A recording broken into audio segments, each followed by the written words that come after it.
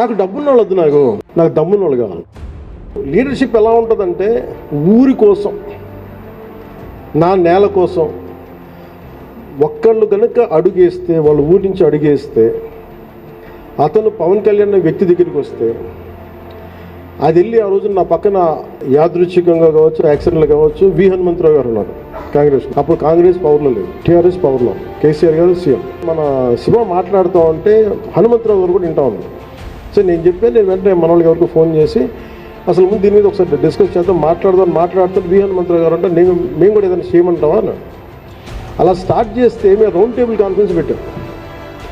దానికి అప్పుడు ఇంకా ఆయన పార్టీ హెడ్ కూడా అవ్వలేదు, రేవంత్ రెడ్డి గారు, కాంగ్రెస్ నాయకులు గారు ఉన్నారు. ఆయన వచ్చినారు, అందరం కలిసి అన్ని పార్టీలు కలిసినాయి.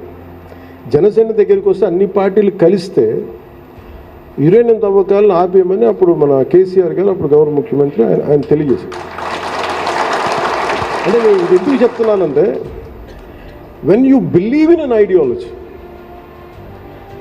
ఒక్క శివ అనే ఒక కుర్రాడు వెళ్ళి కదిలిస్తే ఎన్ని పార్టీలు కదిలిని ముఖ్యమంత్రి స్థాయి దాకా వెళ్ళింది. అది శక్తి, అది తెలంగాణ శక్తి.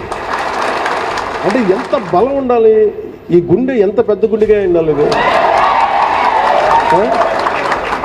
ఈ బుర్ర ఎంత బలమైన బుర్ర ఉండాలి. నాకు డబ్బున్న వాళ్ళు వద్దు, నాకు దమ్మున్న వాళ్ళు కావాలి, నిలబడే వాళ్ళు కావాలి. వీళ్ళు కదా లేకపోతే మీరందరూ ఉన్నారు కదా, మీరు ఇలా ఆలోచించండి. నేల ఎందుకు కదలదో, శక్తి ఎందుకు రాదో, మార్పు ఎందుకు రాదో చూపిద్దాం.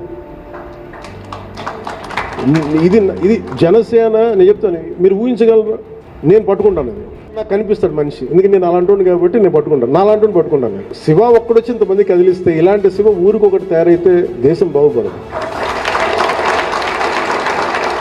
ఇది నేను ఎన్ని ఉదాహరణలు చెప్తా. ఎగ్జాంపుల్ అంటే నాకు ఎంత ఇన్స్పిరేషన్ అంటే Shiva it's a true story, success story. ఇప్పుడు నన్ను ఎవరైనా సినిమా హీరోగా మనం చప్పట్లు కొట్టేస్తాం, పవన్ కళ్యాణ్ చూడగానే చప్పట్లు కొడితే ఏలేస్తాం కాదు. నిజమైన హీరోలు